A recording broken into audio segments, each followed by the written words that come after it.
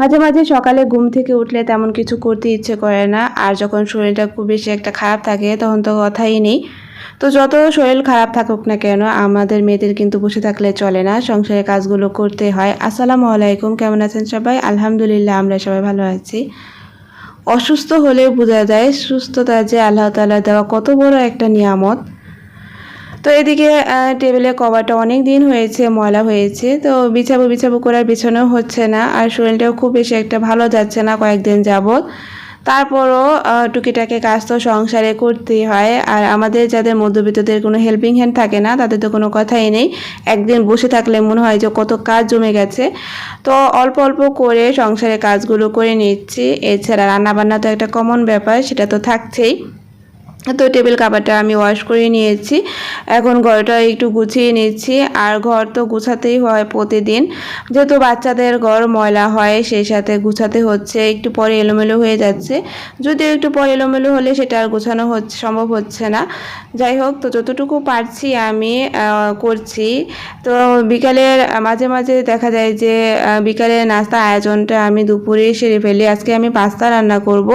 তো যেহেতু শরীরটা খুব বেশি একটা ভালো লাগছে না, তো দুপুরে রান্নার আয়োজন করে নিয়ে এখন আমি বিকালের জন্য পাস্তাটাও রান্না করে ফেলছি।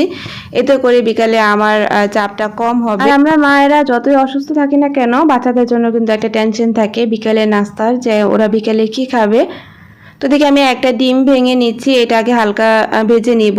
কারণ পাস্তা রান্নার মধ্যে দেখা যায় ডিম চিকেন এগুলো দিলে খেতে ভালো লাগে, আর এক একজনের রান্নার ধরন কিন্তু এক এক রকম। তো আমি চেষ্টা করি যে কোনো রান্নাই খুব ঝটপট আর সহজভাবে করে নিতে, টেস্টটা যাতে বজায় থাকে আর সহজেই যাতে সব রান্নাবান্না হয়ে যায় সেরকমটা করাই আমি সবসময় চেষ্টা করি। তো এদিকে আমি কিছু চিকেন ভেজে নিচ্ছি। চিকেন তারপর কিছু সবজি যদি হালকা ভেজে নেওয়া যায় সেটা খেতে ভালো লাগে। তো ঘরে খুব বেশি একটা সবজি ছিল না, বরবটি ছিল, সেটাই নিয়ে নিয়েছি। বরবটি পেঁয়াজ আর চিকেনটাও আমি একটু হালকা করে ভেজে নেব। আর এখন আমি একটা সস বানিয়ে নিয়েছিলাম। তো এর মধ্যে আমি tomato sauce, soya sauce, chilli sauce, আদা রসুন বাটা, অল্প একটু হলুদ গুঁড়া, মরিচ গুঁড়া, তারপর হচ্ছে ম্যাজিক মশলা, এগুলো দিয়ে একটা পেস্ট বানিয়ে নিয়েছিলাম। সেটা দিয়ে এখন আমি একটু হালকা রান্না করে নিব। যেহেতু চিকেনটা ভাজার মধ্যেই প্রায় অনেকটা সিদ্ধ হয়ে গেছে, এর মধ্যে খুব বেশি একটা আমার সময় লাগবে না। আর পাস্তাটা মনে হয় আমার কাছে খুব পাস্তা নুডলস এগুলো যে খুব বেশি একটা সময় লাগে না, খুব দ্রুতই হয়ে যায়। তো রান্নাটাও কিন্তু আমার হয়ে গেছে। তো আজকে যেহেতু সকালেই সব কাজ করে নিয়েছি, বিকেলে আমার খুব বেশি একটা আজকে কোনো টেনশনই নেই, একেবারেই ফ্রি বলা যায়। তো পাস্তা রান্নাটা কিন্তু দেখতেও অনেক ইয়ামি হয়েছিল আর খেতেও অনেক মজা হয়েছিল, সবাই অনেক বেশি পছন্দ করেছে। তো এই তো আজকে এই থাকছে আমার ভিডিওতে। তো সবাই ভালো থাকবেন, আল্লাহ হাফেজ, আসসালামু আলাইকুম।